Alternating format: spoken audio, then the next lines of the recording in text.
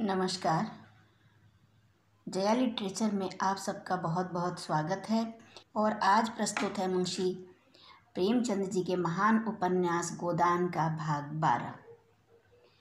होरी को रात भर नींद नहीं आई। नीम के पेड़ तले अपने बांस की खाट पर पड़ा बार बार तारों की ओर देखता था। गाय के लिए नाद गाड़नी है, बैलों से अलग उसकी नाद रहे तो अच्छा। अभी तो रात को बाहर ही रहेगी, लेकिन चौमासे में उसके लिए कोई दूसरी जगह ठीक करनी होगी।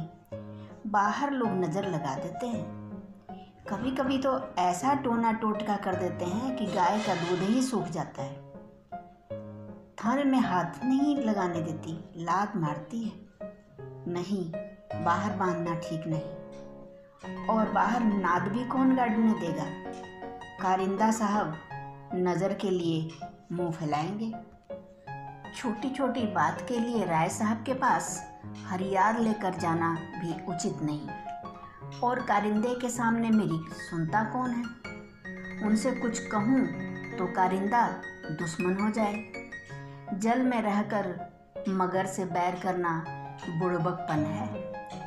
भीतर ही बांधूंगा। आंगन है तो छोटा सा, लेकिन एक मड़ैया डाल देने से काम चल जाएगा। अभी पहला ही बयान है। 5 सेर से कम क्या दूध देगी? सेर भर तो गोबर ही को चाहिए। रुपया दूध देखकर कैसी ललचाती रहती है। अब पिए जितना चाहे। कभी कभी 2-4 सेर मालिकों को दे आया करूँगा।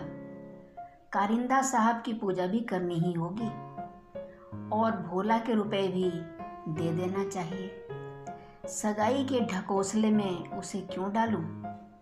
जो आदमी अपने ऊपर इतना विश्वास करे, उससे दगा करना नीचता है। 80 रुपए की गाय मेरे विश्वास पर दे दी। नहीं, यहाँ तो कोई 1 पैसे को नहीं पतियाता। सन में क्या कुछ न मिलेगा। अगर 25 रुपए भी दे दूं तो भोला को ढाढ़स हो जाए। धनिया से नाहक बता दिया। चुपके से गाय लाकर बांध देता तो चकरा जाती। लगती पूछने, किसकी गाय है, कहाँ से लाए हो? खूब दिख करके तब बताता, लेकिन जब पेट में बात पचे भी, कभी 2-4 पैसे ऊपर से आ जाते हैं, उनको भी तो नहीं छिपा सकता। और यह अच्छा भी है। उसे घर की चिंता रहती है। अगर उसे मालूम हो जाए कि इनके पास भी पैसे रहते हैं तो फिर नखड़े बघारने लगे। गोबर जरा आलसी है। नहीं, मैं गऊ की ऐसी सेवा करता कि जैसी चाहिए। आलसी वालसी कुछ नहीं है। इस उम्र में कौन आलसी नहीं होता। मैं भी दादा के सामने मटरगश्ती ही किया करता था। बेचारे पहर रात से कुट्टी काटने लगते, कभी द्वार पर झाड़ू लगाते, कभी खेत में खाद फेंकते। मैं पड़ा सोता रहता। कभी जगा देते तो मैं बिगड़ जाता और घर छोड़कर भाग जाने की धमकी देता था। लड़के जब अपने माँ बाप के सामने भी जिंदगी का थोड़ा सा सुख न भोगेंगे, तो फिर जब अपने सिर पड़ गई तो क्या भोगेंगे? दादा के मरते ही क्या मैंने घर नहीं संभाल लिया? सारा गांव यही कहता था कि होरी घर बर्बाद कर देगा, लेकिन सिर पर बोझ पड़ते ही मैंने ऐसा चोला बदला कि लोग देखते रह गए। शोभा और हीरा अलग ही हो गए। नहीं, आज इस घर की और ही बात होती। 3 हल एक साथ चलते, अब तीनों अलग अलग चलते हैं। सब समय का फेर है। धनिया का क्या दोष था? बेचारी जब से घर में आई कभी तो आराम से न बैठी। डोली से उतरते ही सारा काम सिर पर उठा लिया। अम्मा को पान की तरह फेरती रहती थी। जिसने घर के पीछे अपने को मिटा दिया, देवरानियों से काम करने को कहती थी तो क्या बुरा कहती थी?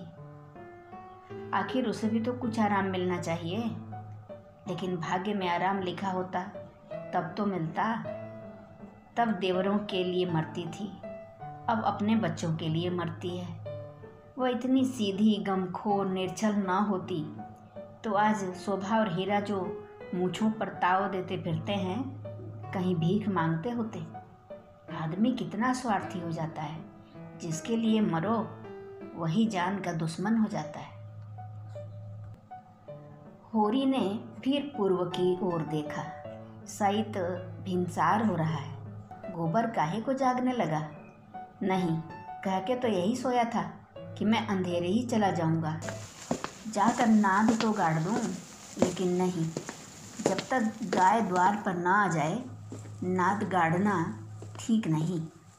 कहीं भोला बदल गए या और किसी कारण से गाय न दी तो सारा गांव तालियां पीटने लगेगा। चले थे गाय लेने। पट्टे ने इतनी फुर्ती से नाद गाड़ दी मानो इसी की कसर थी। भोला है तो अपने घर का मालिक, लेकिन जब लड़के सयाने हो गए तो बाप की कौन चलती है। कामता और जंगी अकड़ जाएं तो क्या भोला अपने मन से गाय मुझे दे देंगे? कभी नहीं। सहसा गोबर चौंक कर उठ बैठा और आंखें मलता हुआ बोला, अरे यह तो भोर हो गया, तुमने नाद गाड़ दी दादा। होरी गोबर के सुगठित शरीर और चौड़ी छाती की ओर गर्व से देखकर और मन में यह सोचते हुए कि कहीं इसे गोरस मिलता तो कैसा पट्ठा हो जाता, बोला, नहीं अभी नहीं गाड़ी, सोचा कहीं ना मिले तो नाहक भद्दे हों। गोबर ने त्योरी चढ़ाकर कहा, मिलेगी क्यों नहीं, उनके मन में कोई चोर बैठ जाए। चोर बैठे या डाय, गाय तो उन्हें देनी ही पड़ेगी। गोबर ने और कुछ न कहा, लाठी कंधों पर रखी और चल दिया। धन्यवाद।